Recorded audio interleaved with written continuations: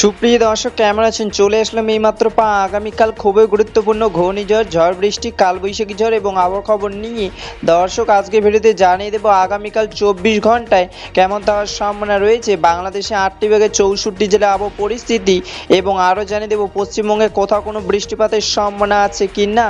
এবার জেনে নিই এক নজরে দর্শক। ইতিমধ্যে গত 24 ঘন্টায় আবহবিদ বাংলাদেশের সর্বনিম্ন তাপমাত্রা রেকর্ড করেছেন ঢাকা বিভাগে 32 থেকে 33 ডিগ্রি সেলসিয়াস, এবং আবহবিদ আরও জানিয়েছেন ইতিমধ্যে চট্টগ্রাম, পঞ্চগড়, খুলনা, যশোর, ঢাকা, ফরিদপুর, সিলেট, হবিগঞ্জ, ময়মনসিংহ ও রংপুর বিভাগে আকাশ মেঘলা এবং আগামী কয়েকদিন মেঘলা আকাশ থাকার সম্ভাবনা রয়েছে।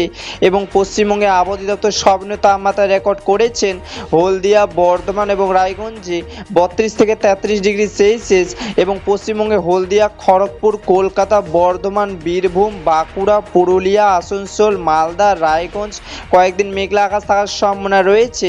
দর্শক, এবার সরাসরি চলে আসলাম মেঘ বৃষ্টি স্যাটেলাইট পূর্বাভাস চিত্রে, এবং এই মুহূর্তে দেখতে পাচ্ছি আজ এবং আগামীকাল 24 ঘন্টায় বাংলাদেশে 8টি বিভাগে 64 জেলার আকাশ মেঘলা থাকার সম্ভাবনা রয়েছে। আপাতত 24 ঘন্টায় রংপুর, রাজশাহী, টাঙ্গাইল, সিলেট, চট্টগ্রামে হালকা মেঘ বৃষ্টি পড়ার সম্ভাবনা রয়েছে, এবং পশ্চিমবঙ্গে রায়গঞ্জ, মুর্শিদাবাদ, বাঁকুড়া, কলকাতা, হলদিয়া, বর্ধমানে হালকা বৃষ্টি পড়ার সম্ভাবনা রয়েছে। 18 এপ্রিল 2026 শনিবারের খবর। ধন্যবাদ।